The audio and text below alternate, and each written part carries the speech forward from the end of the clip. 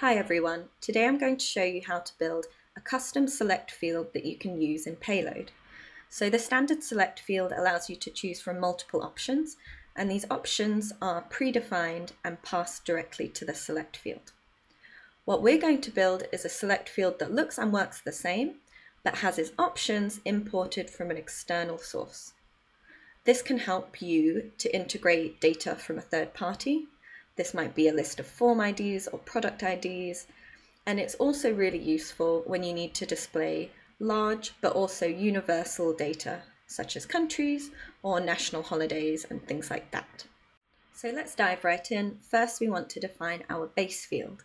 Although we're building a select component, it is important to note that we don't want to use the select type.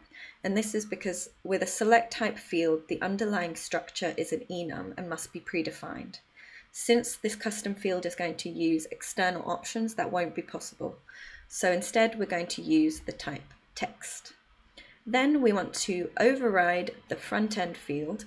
So we're going to pass in our own component to admin components field. Now let's get into the custom component.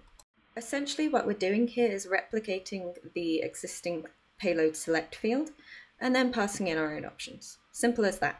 So the first thing we're going to do is import the existing select component directly from payload, and then we want to output this ourselves.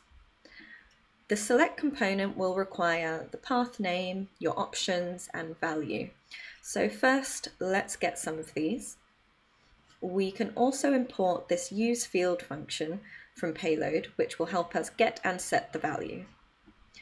The field path can be destructured directly off the component and then passed in to our useField function. Then from that function, we can destructure value and also a setValue function. So if we go and take a look again, you can see that's where the path's coming from, and we have our values. So the final thing is just our options. First thing we want to do is define an empty state, and then we come down into our fetch options async function. Essentially what this function needs to do is pull in your data, then restructure it so you can output it as an array of objects, each with a label and a value. So the first thing it's doing is making a fetch request to the country's REST API. Then we wait for that response to be converted into JSON. Next, we are going to map over that JSON data and return a label and value for each country. Now we're back to the use state set options. I'm doing a little bit more here just to put the countries in alphabetical order, but essentially we're just setting those options back into our state.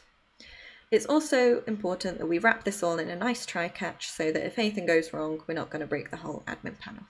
Finally, we only want to run this function once, so we're using a use effect with no dependencies, which means this will only run once when the component initially mounts. One last tip here is that you can add this class name field label, and Payload will automatically apply styles to this so that it will match everything else. And that is it, my friends. So now let's go and take a look in the browser. You'll remember these from the beginning of the video. We have a regular select, and looking just the same is our nice new custom select with all the countries. I'm gonna scroll and stop. Poland it is. Now let's save this and go take a look at the data.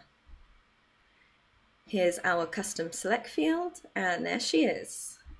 That's all for today. I'll link to the code example in the description, and I'll see you around.